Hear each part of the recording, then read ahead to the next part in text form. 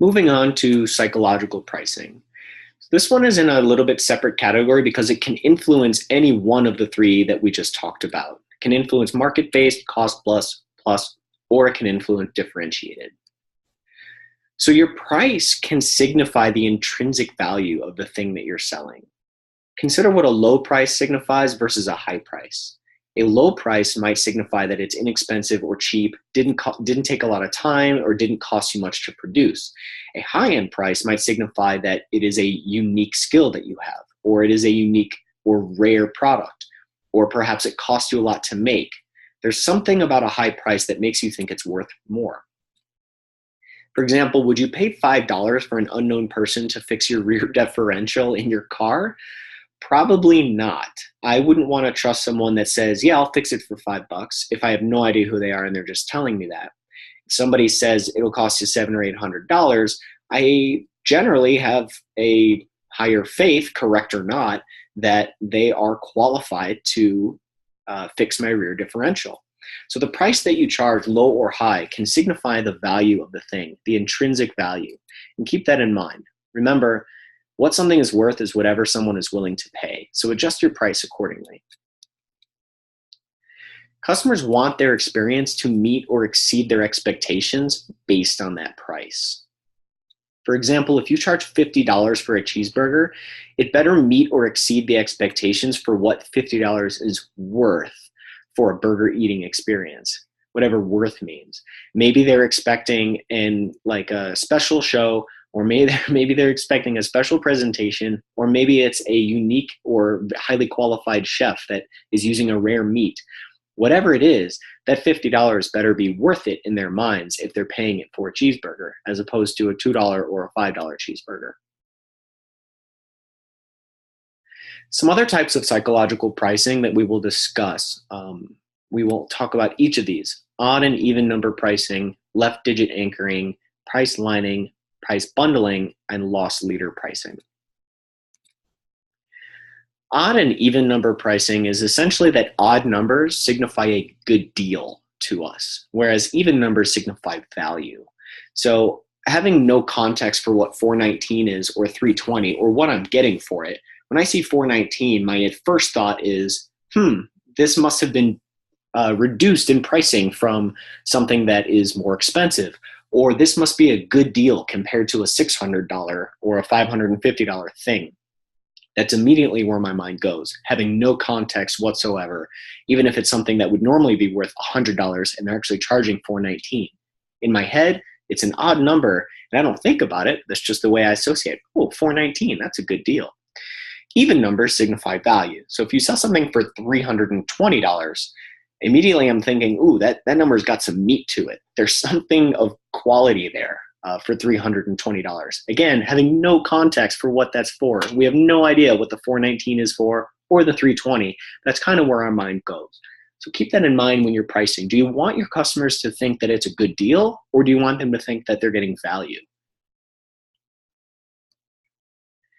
Left digit anchoring is a really common practice. This is the one you're probably aware of. And it really is regardless of the magnitude. It could be for 99 cents or $199,000. We look at the leftmost digit to anchor our expectations. So for example, when I see $0.99, in my mind, I think this is closer to $0 than it is to $1, even though my rational brain knows otherwise. Similarly, if I'm buying a house or a condo for $199,000, there's something about the $199 as opposed to $201,000. $201,000 seems so much more expensive than $199,000, even though it's only $2,000 different. Our mind goes to that leftmost digit to anchor us. So in our heads, it's much closer to $100,000 than it is to $200,000, even though our rational brains knows better. Kids are actually really good at understanding this one and recognizing that 99 cents is close to $1. So kids will often say, well, why don't they just charge $1? If it's 99 cents, it's basically $1. It's because of this really strange left digit anchoring that our brain does that sends us to that leftmost digit and then associates the magnitude based on that. The next one is called price lining. This is creating different prices based pricing categories side by side, placing them next to each other, which often leads customers to their price point or a price that they can afford. An example is a car wash where you have basic, extra, and premium. Maybe you charge $6 for the basic, $9 for the extra, and $15 for the premium. And the difference between the extra and premium, maybe it's only one extra thing, but you're willing to pay the premium because you think that you're the high-end customer and you want to buy the premium because that's the best thing you can get at that car wash and you want the best. Conversely, maybe you know you need a car wash, but you want the budget option. You want that basic. So you're paying the $6, even though the premium is the premium. But you recognize that you can only afford $6 worth of car washes, so you're getting $6. Again, price lining helps lead customers to what is most affordable for them and what they're willing to pay. Price bundling is the next one. This is when you group different offerings together at a discounted price. This is really common in cable and internet services, for example, or in packages of consulting packages or anything like that, where you're offering different services. Maybe you have an electrician that comes in that's fixing something. You can offer, for example, if it's Xfinity, they offer their triple play package. Cable television plus internet plus phone is maybe $119 a month. But if you get any one of them individually, it's like $79 a month. So they price bundle in order to lead you to that,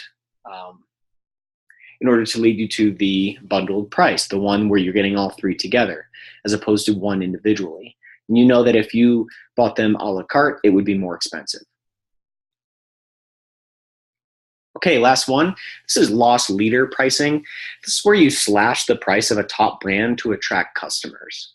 So, for example, if you have an established brand or a product that would attract people, if the price of that thing was cut, then, for example, you might have a department store that advertises 20% off a discount of Vera Bradley in order to get people into the store and to see their other products.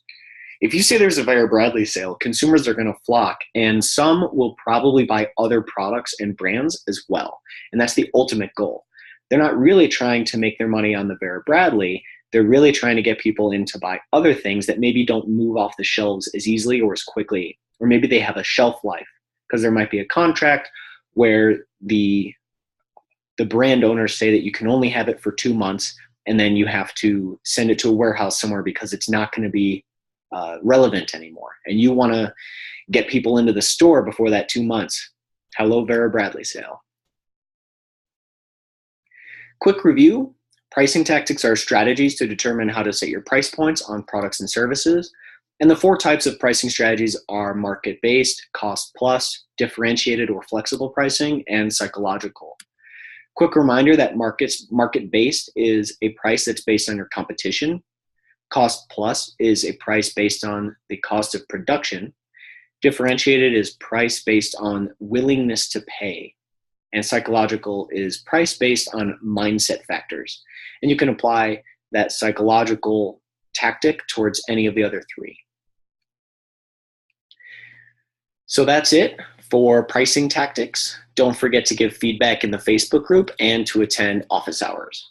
This has been Drew Hackman with Nonprofits for the Future, the roadmap to new funding sources. See you soon.